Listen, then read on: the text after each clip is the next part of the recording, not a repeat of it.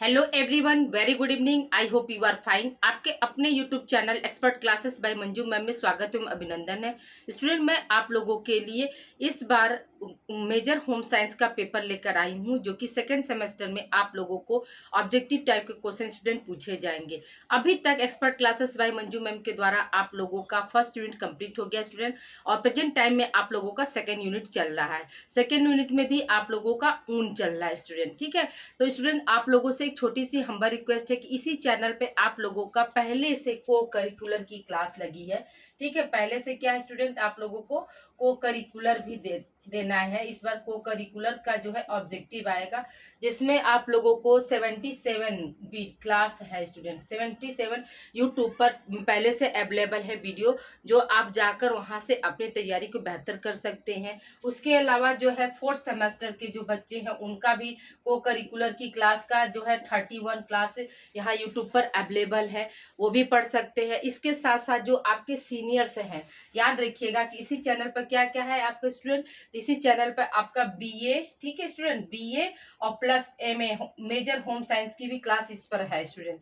तो जो आपके जो मतलब बड़े दीदी लोग हैं, तो आप उन्हें ये चैनल दे दीजिए, उनसे बोलिए कि इस चैनल पर जो है उनका भी मेजर होम साइंस की क्लास भी लगती है स्टूडेंट, ठीक है। तो मेरा उद्देश्य बस यही है स्टूडेंट कि आप लोगों को अच्छे कंटेंट देना और आप लोगों की तैयारी जो है बेहतर कराना स्टूडेंट। याद रखिएगा कि जो एनएपी का जो एनएपी ने जो सिलेबस बनाया है, एनएपी 2020 ने जो सिलेबस बनाया है स्टूडेंट, तो वो आप लोगों का कंपटीशन बेस है, चाहे वो कोई भी सब्जेक्ट का हो, चाहे वो मेजर का हो या फिर माइनर का हो। तो ये सब आपका जो है कंपटीशन के आधार पर है। तो यहाँ पर एक बार आप लोग यहाँ पढ़ लेंगे अच्छे से, तो फिर आगे जो है कंपटीशन फाइट करने में आप लोगों को किसी भी तरह की जो है समस्या का सामना नहीं करना पड़ेगा स्टूडेंट। तो आप लोग से प्लीज़ हम्बल रिक्वेस्ट है कि आप इस चैनल को ज़्यादा से ज़्यादा बच्चों को आप लोग दीजिए, ताकि वो इस चैनल के बारे में जान सके। और एक बार आप इस चैनल से यहाँ जुड़ जाएंगे स्टूडेंट, तो आप 6 सेमेस्टर फ्री एंड कॉस्ट यहाँ पर स्टडी करेंगे। देखिए स्टूडेंट, इस समय शादी का जो है सीजन चल रहा है, तो मैं जानती हूँ कि सभी बच्चे क्या है, व्यस्त हैं, लेकिन उस व्यस्तता में जिस तरह से मैं आप लोगों के लिए समय निकाल कर क्लास ले रही हूँ, उसी तरह से आप लोग भी क्या करिए, ठीक है। आप लोग नोट्स नहीं बना सकते इस समय, तो वीडियो को सिर्फ आप लोग एक बार सुन लेंगे, फिर दोबारा जब सुनेंगे तो आधी चीज़ें क्या होंगी, आपकी क्लियर हो जाएंगी। आइए स्टूडेंट, हम लोग आगे बात करते हैं। तो पहले स्टूडेंट एक हम लोग क्विक रिवीजन कर लेते हैं। जैसे देखिए, आपको क्या है, प्राकृतिक जगत के रेशे क्या क्या है, तो याद रखिएगा प्राकृतिक जगत में आपका जो है कपास है, लिनन है, ये क्या है, प्राकृतिक जगत में सेलुलोजिक रेशा पाया जाता है। जो कपास है, कपास का जन्मदाता देश कौन सा है स्टूडेंट, तो भारत है। और कपास के उत्पादन में जो है कौन सा देश जो है नंबर 1 पे है, तो याद रखिएगा कि अमेरिका है। भारत जो है जन्मदाता देश तो है, लेकिन जो उत्पादन के क्षेत्र में यानी सबसे ज्यादा कपास जो है पैदा किस देश में होता है, तो याद रखिएगा कि अमेरिका में होता है। तो दूसरे स्थान पर कौन आता है स्टूडेंट, तो दूसरे स्थान पर हमारा भारत आता है। लिनन क्या है स्टूडेंट, लिनन भी याद रखिएगा कि कपास से ज्यादा मजबूती जो है लिनन में होती है। लिनन की जो मैन्युफैक्चरिंग यानी उत्पादन की जो प्रोसेस होती है, वो कपास की अपेक्षा क्या होती है, ज्यादा टफ होती है स्टूडेंट, ठीक है। तो याद रखिएगा कि लिनन और कपास ये दोनों कैसे हैं, सेलुलोजिक रेशे हैं, जो कि आप लोगों का कंप्लीट हो गया है। और प्रोटीन वाले रेशे में कौन से आएंगे स्टूडेंट, याद रखिएगा कि प्रोटीन वाले रेशे में जो है आपका ऊन और रेशम आता है। क्या आता है स्टूडेंट, ऊन और रेशम आता है। ऊन जो है वो ऊन आपके कैसा रेशा है स्टूडेंट, याद रखिएगा, क्वेश्चन आपका आएगा तो याद रखिएगा कि ऊन जो है प्रोटीन वाला रेशा होता है। ऊन में क्या क्या जो है एलिमेंट्स पाए जाते हैं स्टूडेंट, तो जैसे कपास में आपका कार्बन, हाइड्रोजन, ऑक्सीजन तक था, याद रखिए। लेकिन ऊन जो है, ऊन में क्या क्या है स्टूडेंट, याद रखिएगा कि कार्बन, हाइड्रोजन, ऑक्सीजन, नाइट्रोजन और सल्फर भी पाया जाता है स्टूडेंट, ठीक है। इसलिए इसे हम क्या बोलते हैं, प्रोटीन वाले रेशे बोलते हैं, क्योंकि इसमें नाइट्रोजन की उपस्थिति जहां भी होती है, वो क्या इंडिकेट करता है, जीवन इंडिकेट करता है स्टूडेंट, ठीक है। तो आई होप यहाँ तक आप लोग को क्लियर हो गया होगा। तो अब हम बात करते हैं, आज ऊन की मैन्युफैक्चरिंग की बात करेंगे स्टूडेंट, और इसके बाद क्या है, हम इसमें इसकी विशेषताएं क्या होती है इसको हम देखेंगे। तो याद रखिएगा कि इसका जो मैन्युफैक्चरिंग होता है स्टूडेंट, तो इसके जो है चरण जो है आपके 14 है। पहले क्या करते हैं, सबसे पहले जो है ऊन को हम एकत्रित करते हैं, ठीक है। सबसे पहले क्या है स्टूडेंट, तो देखिए सबसे पहले जो है ऊन को काट कर एकत्रित किया जाता है। ऊन जो है प्राप्ति के साधन क्या क्या होते हैं स्टूडेंट, याद रखिएगा कि जितनी भी भेड़ और बकरियां होती हैं और ऊंट होते हैं, उनसे क्या होता है, उनके जो उनसे जो है ऊन की प्राप्ति होती है। एक आपको क्वेश्चन यहाँ बन सकता है कि खींची हुई ऊन, ठीक है स्टूडेंट, क्या आएगा याद रखिएगा। कभी कभी क्या होता है, ये टीजीटी में भी पूछा जाता है स्टूडेंट कि खींची हुई ऊन का मतलब क्या होता है। तो याद रखिएगा कि जो खींची हुई ऊन होता है वो कैसे प्राप्त होता है स्टूडेंट, तो जो है मृत जानवर जो होते हैं, यानी मरे हुए जानवरों से प्राप्त ऊन को हम क्या बोलते हैं, खींची हुई ऊन बोलते हैं। ये हमेशा क्या है, नेट में जो है आप लोगों का मतलब मैच द कॉलम के लिए आता है कि खींची हुई ऊन का क्या मतलब है, वेस्टर्न ऊन जो होता है उसे क्या कहते हैं, आपके ऊनी वस्त्र जो होते हैं वो क्या होते हैं। तो याद रखिएगा कि जो खींची हुई ऊन होती है उसका मतलब क्या होता है, मरे हुए जानवर से जो प्राप्त ऊन होता है उसे हम क्या बोलते हैं, खींची हुई ऊन बोलते हैं स्टूडेंट, ठीक है। तो आप देखिए हम बात कर रहे थे कि भेड़ से ऊन काटकर एकत्र करना। तो क्या करते हैं, सबसे पहले जो है भेड़ से हम उनको जो है काट कर एकत्र करते, एक जगह मतलब रखते हैं। फिर उसके बाद क्या करते हैं स्टूडेंट, उसके बाद हम उसकी छटाई और श्रेणीकरण करते हैं, यानी उसको काट कर एक समानांतर में रखना। जो है बड़े रेशे वाले जो बाल होंगे उनको अलग रखना, और छोटे रेशे वाले जो बाल होंगे या रेशे होंगे उनको अलग करना, ठीक है। फिर उसके बाद क्या करते हैं स्टूडेंट, सफाई और धुलाई करते हैं। फिर क्या करते हैं, उन रेशों को साफ करके, ताकि उसमें जैसे ये जो भेड़ बकरियां होती हैं तो वो क्या होता है, जंगलों में घास चरती हैं, तो उस दौरान क्या होता है, पेड़ के जो है पत्ते वगैरह या डस्ट वगैरह क्या होता है, उनके जो हेयर्स में है आकर लग जाते हैं। तो उसको उसकी क्या, इसीलिए क्या किया था, उसको मतलब साफ साफ धुल कर जो है सफाई की जाती है, ठीक है। फिर क्या है आपका सुखाना, फिर सफाई कर लेंगे धुलाई कर लेंगे तो उसको जाहिर सी बात है सुखाते हैं। फिर उसके बाद क्या करते हैं, तेल लगाना।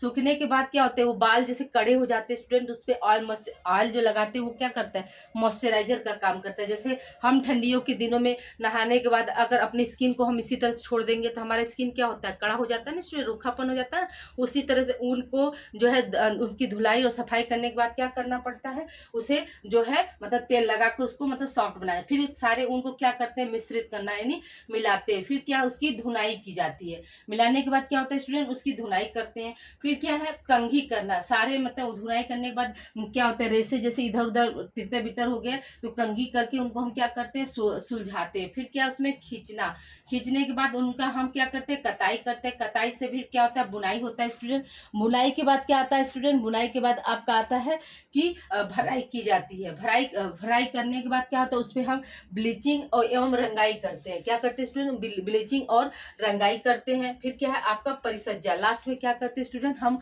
उनकी जो है परिसज्जा करने लगते हैं। तो देखिए आई होप यहाँ तक आप लोग को क्लियर हो गया होगा स्टूडेंट।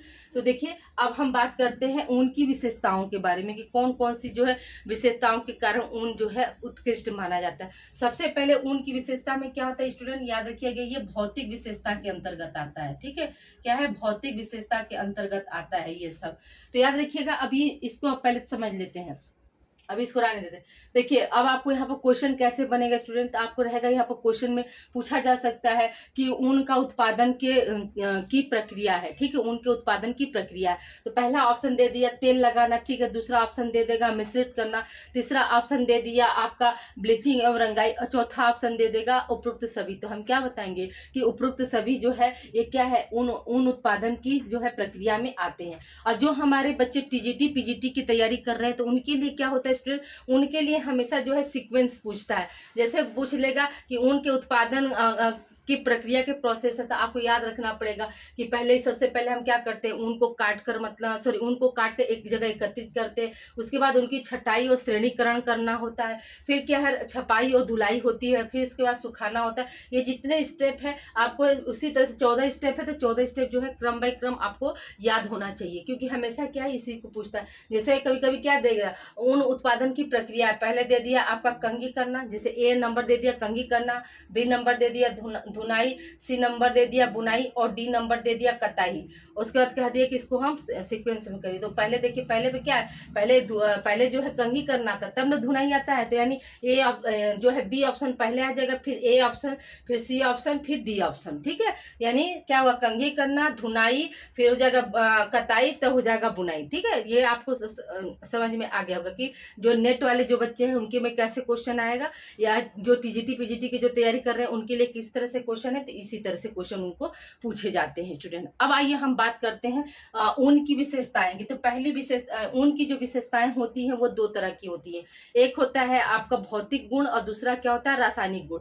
तो अभी हम भौतिक गुण के बारे में बात करेंगे, फिर बाद में इसके बाद क्या होगा हम रासायनिक गुण के बारे में बात करेंगे स्टूडेंट। तो देखिए भौतिक गुण में क्या होता है स्टूडेंट, तो संगठन, यानी भौतिक गुण का मतलब क्या हुआ कि वह मतलब दिखने में कैसा दिखता है या किन किन तत्वों से मिलकर वह बना है स्टूडेंट। तो याद रखिए हम बार बार आपको बता रहे हैं कि जो ऊन है उसमें क्या है कार्बन, हाइड्रोजन, ऑक्सीजन, नाइट्रोजन और सल्फर पाए जाते हैं। आप देखिए यहाँ पर अभी तक हम क्या है इसी तरह से पढ़ते आ रहे थे, लेकिन उनका परसेंटेज हम लोग नहीं जानते थे स्टूडेंट। लेकिन अब क्या है ऊन में जो है उनका मतलब कार्बन के जो है कितना परसेंट होता है, ऑक्सीजन कितना परसेंट होता है, हाइड्रोजन कितना होता है, नाइट्रोजन कितना होता है, सल्फर कितना होता है।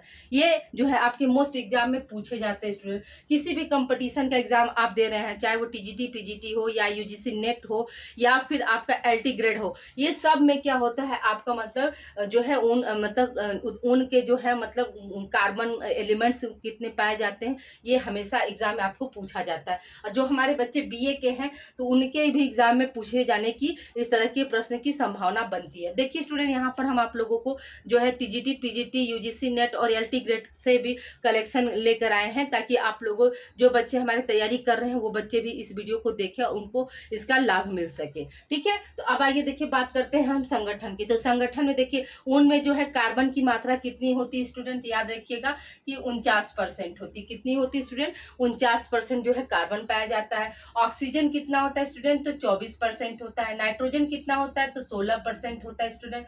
और हाइड्रोजन कितना होता है स्टूडेंट, तो 7% होता है। और सल्फर कितना होता है, 4% होता है स्टूडेंट। याद रखिएगा आपको पूछा जा सकता है कि ऊन में कार्बन का प्रतिशत क्या होता है, तो आप क्या बताएंगे कि 49% होता है। ऊन में है जो ऑक्सीजन का प्रतिशत क्या होता है, तो 24% होता है। ऊन में नाइट्रोजन का परसेंट क्या होता है, तो 16% होता है। ऊन में हाइड्रोजन का परसेंट क्या होता है, तो 7% होता है। ऊन में सल्फर का परसेंट क्या होता है, तो 4% होता है। आई होप यहाँ तक याद हो गया होगा। ये आप लोग अच्छे से इसको याद कर लीजिएगा कि कार्बन जो है 49 है, ऑक्सीजन जो है आपका 24 है, हाइड्रोजन जो है आपका 7 है, सल्फर क्या है 4 है और नाइट्रोजन क्या है 16 है। ये आप अच्छे से याद रखिएगा स्टूडेंट। ठीक है, अब देखिए हम बात करते हैं व्यास। व्यास क्या है स्टूडेंट, तो 0.005 से लेकर 0.0015 इंच होती है। जो है उनका व्यास क्या होता है स्टूडेंट, याद रखिएगा कि व्यास जो होता है 0.005 से लेकर 0.0015 इंच होती है। उसके बाद क्या है लंबाई कितनी होती है स्टूडेंट, याद रखिएगा लंबाई जो है 1 से 4 इंच या कभी कभी जो है 7 से 8 इंच हो सकती है। आपको क्वेश्चन आ सकता है स्टूडेंट कि ऊन की लंबाई कितनी होती है, तो हम क्या बताएंगे कि ऊन की जो लंबाई होती है 1 से 4 इंच होती है या फिर 7। अगर 1 से 4 इंच जो है आपके ऑप्शन में नहीं दिया है तो हम कहाँ पर क्या जाएंगे 7 से 8 इंच पर जाएंगे स्टूडेंट। ठीक है, अब देखिए चमक जो होता है ये ऊन में क्या होता है, ऊन में जो है अपना उच्च कोटि का भी चमक पाया जाता है और निम्न कोटि का भी चमक पाया जाता है। रंग कैसा होता है ऊन का स्टूडेंट, याद रखिएगा कि सफेद से काला तक भी इसमें जो है रंग पाया जाता है। मजबूती कैसी होती है स्टूडेंट, तो याद रखिएगा कि मजबूती जो इसकी कम होती है या कमजोर होता है। मजबूती के मामले में जो ऊन का फाइबर होता है वो कैसा होता है, कमजोर होता है। प्रत्यास्थता क्या होती है स्टूडेंट, सबसे अधिक पाई जाता है स्टूडेंट। ठीक है, प्रत्यास्थता और प्रतिस्कंदता जो होती है ऊन में सबसे ज्यादा पाई जाती है, या यूं कह सकते हैं सरल भाषा में हम कि ऊन में जो है प्रत्यास्थता और प्रतिस्कंदता का जो क्वालिटी है, जो गुण है वो सबसे ज्यादा पाया जाता है। या यूं कह सकते हैं कि ऊन जो है प्रथम स्थान रखने वाला है। किसमें, आपका प्रत्यास्थता और प्रतिस्कंदता में जो है ऊन जो है प्रथम स्थान रखने वाला है। तो दूसरी स्थान पर कौन है स्टूडेंट, याद रखिएगा कि द्वितीय स्थान पर जो होता है आपका रेशम होता है। ठीक है, द्वितीय स्थान पर क्या होता है, रेशम होता है। क्योंकि कपास और लिनन में क्या होता है स्टूडेंट, हमने आपको बताया था कि कपास और लिनन में जो है, ठीक है कपास प्लस लिनन, कपास और लिनन में क्या होता है, इन दोनों का जो है सख्त अभाव पाया जाता है स्टूडेंट। ठीक है, यानी उसमें क्या है प्रत्यास्थता और प्रतिस्कंदता का जो है अभाव पाया जाता है। अब देखिए यहाँ पर क्वेश्चन आपको कैसे बन सकता है, तो आपको क्वेश्चन आ सकता है कि प्रत्यास्थता और प्रतिस्कंदता सबसे अधिक किस फाइबर में पाया जाता है। आपके ऑप्शन में रहेगा रेशम, आपके ऑप्शन में रहेगा ऊन, कपास और लिनन, चारों ऑप्शन रहेंगे। तो याद रखिएगा कि सबसे अधिक जो है आपका जो है प्रतिस्कंदता और आपका प्रत्यास्था का जो क्वालिटी या गुण कौन रखता है, तो आपका ऊन रखता है, ठीक है। और दूसरे स्थान पर कौन है, हमारा रेशम होता है स्टूडेंट, ठीक है। याद रखिएगा, ये आपका मोस्ट इंपॉर्टेंट है, इसीलिए देखिए इसको हम पहले से ही रेड पेन से लिख दिए थे कि सबसे ज्यादा जो है प्रत्यास्था और प्रतिस्कंदता क्या होती है, ऊन में पाई जाती है। फिर देखिए अगला पॉइंट क्या है, आर्द्र प्रतिधारण क्षमता। तो आर्द्र प्रतिधारण क्षमता जो होती है इसकी 30% होती है। कितनी होती है स्टूडेंट, 30% होती है। अब आइए हम बात करते हैं, यहाँ तक हो गया ना स्टूडेंट 7-9 पॉइंट। अभी आपकी ऊन की जो विशेषताएं, कुछ पॉइंट्स और बचे हैं, उसको हम अभी आगे राइट डाउन करते हैं। तब तक आप लोग इसे जो है अभी इसको उतार लीजिए स्टूडेंट। और प्लीज़ आप लोगों से हम्बल रिक्वेस्ट है कि आप इस चैनल को ज़्यादा से ज़्यादा बच्चों को आप लोग दीजिए। उन्हें बताइए कि इस चैनल पर फ्री एंड कॉस्ट आप लोगों को को करिकुलर प्लस आपको मेजर होम साइंस की तैयारी जो है स्टूडेंट कराई जाती है। ओके स्टूडेंट, इसे आप लोग राइट डाउन कीजिए। अभी हम विशेषता जो है कुछ रिमेन और बचा है, उसे हम आगे कंटिन्यू करते हैं। आइए स्टूडेंट हम लोग आगे बात करते हैं। तो आगे बात करने से पहले स्टूडेंट आप लोगों से एक छोटी सी हम्बल रिक्वेस्ट है कि आप इस वीडियो को ज़्यादा से ज़्यादा स्टूडेंट को आप लोग शेयर करिए और वीडियो को लाइक करिए। स्टूडेंट वीडियो तो आप लोग देख लेते हैं, लेकिन लाइक करना भूल जाते हैं। तो प्लीज़ आप लोग वीडियो को शेयर कीजिए, लाइक कीजिए। और कहीं अगर किसी भी तरह का आप लोगों के डाउट्स हो तो आप लोग कमेंट के जरिए क्वेश्चन कर सकते हैं, हम आप लोगों का रिप्लाई दे देंगे स्टूडेंट। तो ओके स्टूडेंट, आइए देखिए हम बात करते हैं। अभी आप लोगों को क्या है, विशेषताएं के बारे में बात, जिसमें हम भौतिक गुण या भौतिक विशेषता के बारे में बात किए थे। तो आगे देखिए भौतिक गुण या भौतिक विशेषता क्या होती है। तो याद रखिएगा कि सिकन प्रतिरोधकता जो होती है वो कैसी होती है स्टूडेंट। याद रखिएगा कि सिकन प्रतिरोधकता जो इसमें बहुत अधिक होती है। आप देखते हैं ना ऊन के जो रेशे होते हैं वो सिकुड़े सिकुड़े होते हैं, और अगर फिर ऐसे अगर हम उसको उनको तान दिए और फिर उसके बाद क्या वो छोड़ते हैं तो फिर वो क्या है, पुनः आकृति में अपने आ जाते हैं। अगर ऊन के रेशे को अगर हम जलाते हैं या ऊन को हम जलाएंगे स्टूडेंट, तो जलने के बाद भी क्या होता है, उनका जो ऐठन होता है वो चीज़ हटता नहीं है, ठीक है। तो याद रखिएगा जो सिकन है तो बहुत अधिक इसमें पाया जाता है। धुलाई क्या होता है स्टूडेंट, इसका कठिन होता है और अतिरिक्त सावधानी की जरूरत होती है। जैसे हम कभी स्वेटर अगर ब्रांडेड लेते हैं स्टूडेंट तो उसकी हम देख रेख भी करते हैं ना, हमेशा ईजी का यूज करके हम उसको धुलते हैं, न कि कोई भी आपके जो है ऐसे पाउडर आते हैं उसमें हम घोल कर नहीं धुलते। तो क्या वो हमने सावधानी बरता ना स्टूडेंट, इसी की बात हो रही है। फिर क्या है आपका धूप का प्रभाव। तो धूप का जो प्रभाव होता है तो वो भी हानिकारक होता है। अगर धूप में हम ऊनी वस्त्र को अगर ज़्यादा देर तक छोड़ देंगे तो उसके जो फाइबर होते हैं स्टूडेंट तो वो क्या हो जाते हैं, कमजोर हो जाते हैं। फिर रगड़ का प्रभाव, तो रगड़ का भी प्रभाव जो इस पे हानिकारक होता है। फिर क्या फफूंदी भी लग सकती है, इसीलिए हम ऊनी वस्त्र को क्या करते हैं स्टूडेंट, कारगोली डालकर रखते हैं, ठीक है। लटकनशीलता क्या होती है स्टूडेंट, इसमें जो लटकनशीलता का मतलब क्या है, लचक। तो जो लचक होती है वो उत्तम कोटि की होती है। और उष्मा क्या होता है, उष्मा के प्रति क्या होते हैं स्टूडेंट, ये कुचालक होते, तभी तो